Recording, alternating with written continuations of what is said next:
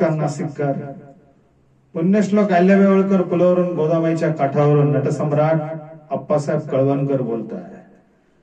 आज गंगा दशहरा समाप्ती आणि गोदावरीच्या काठावर दिवंशू गोदामाईचं संवर्धन गीत गात आहे. गोदामाई नाचताय, गोदामाई डोलते, गोदामाई धावते, गोदामाई बागडते.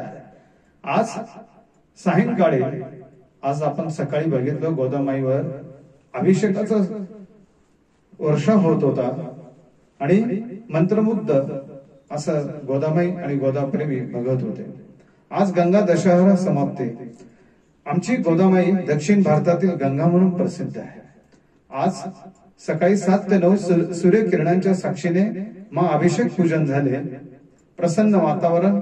आणि आज सायंकाळी 6 वाजता माझ्या गोदामाईला 151 गोदामाईचे लेखी एका आवाजात, एका लयीत, खणखणीत शुद्ध स्वरात गंगालहरी पठण करणार आहे. गोदामाईला 56 भोग अर्थात 56 मिष्टान्नाचा भोग नैवेद्य दाखवून आरती, संगीत स्वरात शंख नदीचा नाद, मनोभावे गोदामाईची परंपरेनुसार चाललेली गंगामाईची आरती होईल. आजचा योग 52 वर्षांनी आलेला आहे. हस्त नक्षत्र आहे, वर्ह्यानी योग आहे. गोदाप्रेमी, गेली 10 दिवस गंगा दशहरा समाप्ती आपण करत आहोत.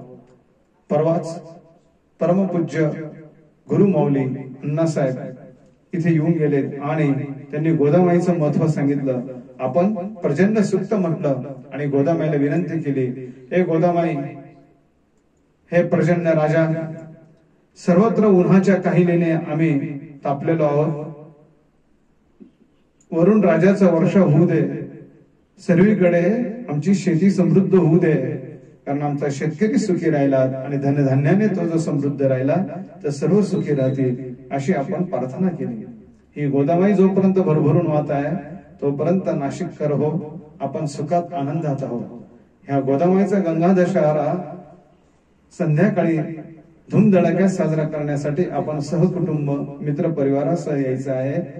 गंगेचा जयघोष करायचा आहे. जय गोदामाई, जय त्र्यंबकराज, हर हर गंगे, नमामि गंगे. आपणास गंगा दशहराच्या गंगामाई शुभेच्छा.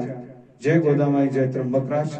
गोदामाईच्या काठावरून नटसम्राट अप्पासाहेब कळवणकर आपल्याला विनंती करतोय, आपण भेटूया, मनातलं बोलूया. जय गोदामाई.